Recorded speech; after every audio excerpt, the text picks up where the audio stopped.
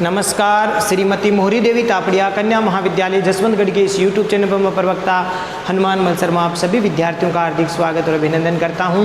प्यारे विद्यार्थियों, BA द्वितीय वर्ष की कक्षा में हिंदी साहित्य विषय के अंतर्गत ऋतुकालीन काव्य जो आपका प्रथम प्रश्न पत्र है उसमें कवि देव के पदों की व्याख्या की जा रही है। प्यारे विद्यार्थियों, जीवन सार सुधा काव्यांश से महत्वपूर्ण पदों की व्याख्या कर रहे हैं। चलिए प्यारे विद्यार्थियों, आज का जो पद है बहुत ही महत्वपूर्ण पद है, ये परीक्षा की दृष्टि से बहुत ही महत्वपूर्ण है। तो देखिए इस पद को, जब यह छंद है कि धार में धाये दसी निर्धार हवे, धार में धाये दसी निर्धार वे जाए फसी उक सीन अंधेरी, री अंगराये गिरी गहिरी गही फेरे फिरी न गिरी नहीं घेरी, देव कछु अपनो बसुना, देव कछु अपनो बसुना, रस लालच लालचिते बही चेरी, बेगी ही बूढ़ी गई पंखियाँ आँखियाँ मधु की मक्खियाँ बही मेरी, बेगी ही बूढ़ी गई पंखियाँ आँखियाँ मधु की मक्खियाँ बही मेरी। बहुत सुंदर पद है प्यारे विद्यार्थियों। इसमें प्रस्तुत पद्यांश प्रसंग में आपको लिखना है प्रस्तुत अवतरण महाकवि देव द्वारा रचित जीवन सार सुधा काव्यांश से उद्धृत है और इसमें कोई गोपी या नायिका श्री कृष्ण जी के रूप माधुरी के प्रति बहुत ही अधिक आकर्षित हो गई है या आसक्त हो गई है, और आसक्त होकर के उनकी रूप माधुरी को देख करके आसक्त जो नायिका है वो अपनी सखी से अपनी मनोदशा को व्यक्त कर रही है और अपनी विवस्था को मनोदशा को व्यक्त करती हुई कोई गोपी या नायिका कह रही है कि जब से मैंने श्री कृष्ण जी को देखा है, जब से मैंने श्री कृष्ण जी को क्या किया है, देखा है।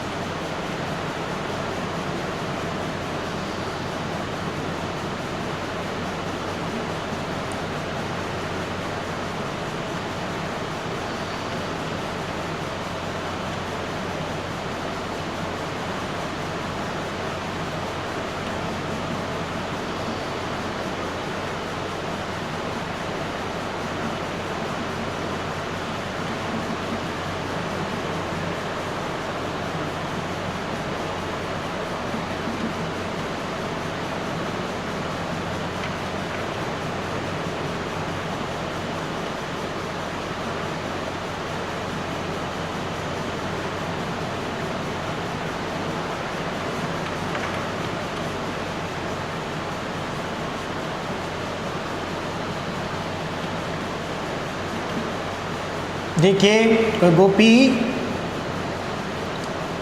कह रही है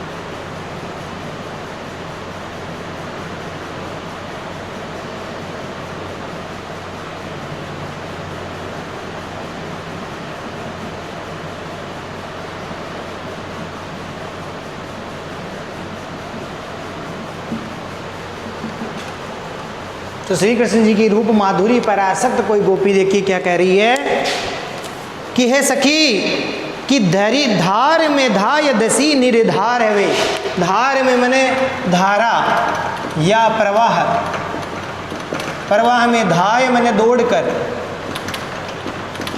धसी मने धस गई है, निर्धार बिना सहारे बिना आधार, बिना आधार बिना सहारे, हावे मन होकर, जाए मन जाकर, फंसी मन फंस गई है, उकसी मन निकल नहीं रही है, निकल न मन नहीं, अंधकार में अंधेरे में यानी श्याम रंग में, श्याम रंग में, री मन है सखी, सखी के लिए संबोधन है। अंगराय गिरी गहरी, अंगराय मने श्री कृष्ण जी की रूप माधुरी में अंगड़ाई लेती हुई, अंगड़ाई मने अंगड़ाई, अंगड़ाई, गिरी मैंने गिर गई है, गिर पड़ी है। गहरी मैंने गहरी। गही मैंने पकड़ने पर। फेरे फिरी ने, फेरने पर भी फिरी नहीं है। घेरी न घेरी, घेरने पर भी, घेरने पर गिरती नहीं है। देव कछु, कछु मैंने कुछ। अपनो बसु ना, अपना बस नहीं है, अपना वश नहीं चलता। रस लालच, रस मैंने प्रेम रस। लालच लाल, लाल अर्थ यहाँ पर श्री कृष्ण जी के लिए आया। चिते मैंने देख करके। बही मैंने हो गई है। चेरी मैंने दासी सेविका। बेगी मैंने शीघ्र ही। बूढ़ी मैंने डूब गई है, बूढ़ी मैंने डूब गई है। पंखियाँ मैंने पंखा पंख। अंखियाँ मैंने आँखें। मधु मैंने शहद। मधु की मक्खियाँ मैंने मधुमक्खियाँ। मधुमक्खियों के समान। बही मैंने हो गई है मेरी। देखिए अब इसका अर्थ, प्यारे विद्यार्थियों, धार में धाय दसी निर्धार अवेजाय फसी उकसी ने अंधेरी री अंग राय गिरी गहिरी गही फेरे फिरी न गिरी नहीं घेरी।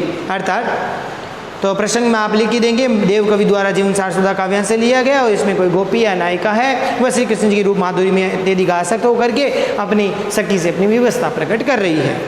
देखिए सखी से क्या कहती है, सखी कि मेरी आंखें हैं, कि मेरी आंखें श्री कृष्ण जी की रूप माधुरी में, श्री कृष्ण जी की रूप माधुरी में इस प्रकार से आसक्त हो गई है, या श्री कृष्ण जी की रूप माधुरी की धारा में, श्री कृष्ण जी की रूप माधुरी की धारा या प्रवाह में दौड़ करके बिना किसी सहारे से इस प्रकार से धस गई है।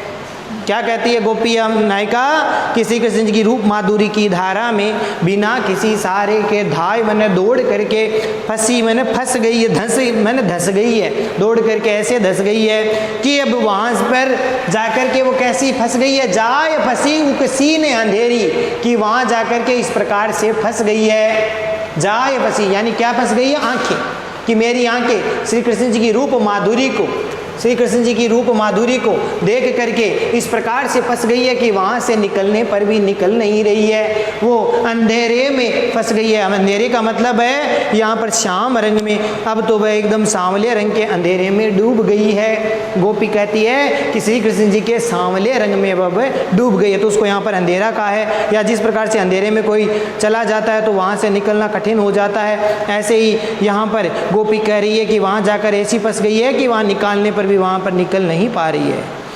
और आगे क्या कहती है कि री अंग राय गिरी गहिरी गही फेरे फिरी न गिरी घेरी। अर्थात हे सखी कि अब तो अंगड़ाई लेकर ये मेरी आंखें इतनी गहरी जो है जाकर के गिर पड़ी है, कि हे सखी कि मेरी आंखें तो अंगड़ाई गिरी, मैंने अंगड़ाई लेती हुई इतनी गहरी जाकर के गिर पड़ी है, इतनी गहराई में जाकर के गिर पड़ी है मेरी आंखें, और उसको पकड़ करके भी लाती हूँ तो भी गही फेरे फिरी, यानी पकड़ने पर भी वो फेरने पर भी फिरती नहीं है, पकड़ करके उसको फेरने की कोशिश करती हूँ तो भी मेरी आंखें श्री कृष्ण की रूप माधुरी को देखने के लिए तरसती रहती है, फेरने पर भी फिरती नहीं है। और गिरी नहीं घेरी, उन आंखों को घेरने की कोशिश करती हूँ, वहाँ से हटाने की कोशिश करती हूँ तो भी घेरी नहीं गिरी, अर्थात घेरने पर भी गिरती नहीं है, पकड़ने पर भी फेरने पर भी ये फिरती नहीं है, रूप माधुरी की ओर वापस लौट नहीं पाती है, उनको देखती ही रहती है और घेर कर लाने की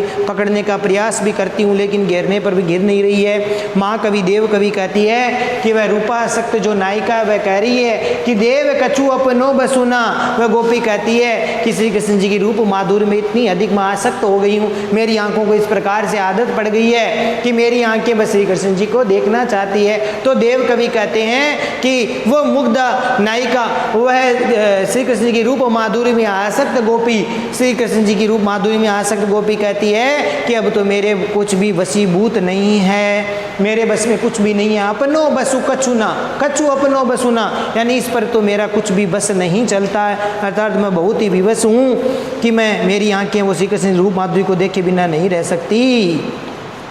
तो इस प्रकार बड़ा सुंदर वर्णन है कि हमारा तो अब कोई बस नहीं चलता, और मेरी आंखें तो श्री कृष्ण जी की रूप रस की, प्रेम रस की, श्री कृष्ण जी की प्रेम रस या रूप रस की लालची हो गई है।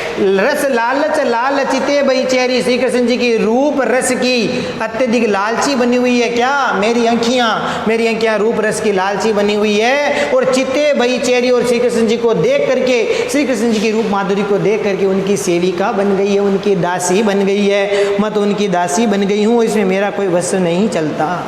तो इस प्रकार से उसकी आंखें, गोपी की आंखें हैं वो श्री कृष्ण के रूप रस की लालची बन गई है, और उन्हें देखते देखते उनकी दासी बन गई है। और मेरी आंखें क्या है कि बेगी ही बूढ़ी गई पंखियाँ, और शीघ्रता से मेरी आंखें जैसे मधुमक्खी के पंख शहद में डूब जाते हैं और फिर वो मधुमक्खी वहाँ से निकल नहीं पाती, ऐसी मेरी आंखें मधुमक्खी के पंखों के समान हो गई है, जो श्री कृष्ण जी की रूप माधुरी रूपी शहद में चिपक गई है और अब वहाँ से निकल नहीं पा रही है। तो जैसे मेरी आंखें हैं वो मधुमक्खियों की तरह हो गई है, जिस तरह से मधुमक्खी के जो पंख है वो मधु शहद में डूब जाते हैं, चिपक जाते हैं, उसी प्रकार से मेरी आंखें हैं श्री कृष्ण जी की रूप माधुरी रूपी शहद में, मेरी आंखें रूपी मधुमक्खी के पंख वो डूब गए हैं, चिपक गए हैं, और अब कोशिश करने पर भी वहाँ से निकल नहीं पा रहे हैं। तो बहुत सुंदर चित्रण उपमित किया गया है। और विशेष वाले पॉइंट में प्यारे विद्यार्थियों आपको लिखना है कि नायिका ने अपनी आंखों की व्यवस्था का वर्णन किया है और अपनी एक निष्ठ प्रेमा भक्ति या प्रेमा आसक्ति का चित्रण किया गया है, और श्रृंगार रस से भरपूर भरा हुआ ये पद है। और यमक, उपमा, अनुप्रास अलंकार का प्रयोग इसमें किया गया है। अनुप्रास तो है ही है, साथ ही साथ यमक अलंकार है, और आपके इसमें उपमा अलंकार भी है। तो उपमा अलंकार है, और छंद की बात करें तो सविया मतगंध सविया छंद है, और भाषा की बात करें तो ब्रज भाषा का सुंदर प्रयोग है, और सविया छंद की अतिगति नाद सौंदर्य उचित है। तो इस प्रकार से आप विशेष वाले पॉइंट में लिख देना। तो आशा करता हूँ प्यारे विद्यार्थियों ये पद आपको समझ में आ गया होगा।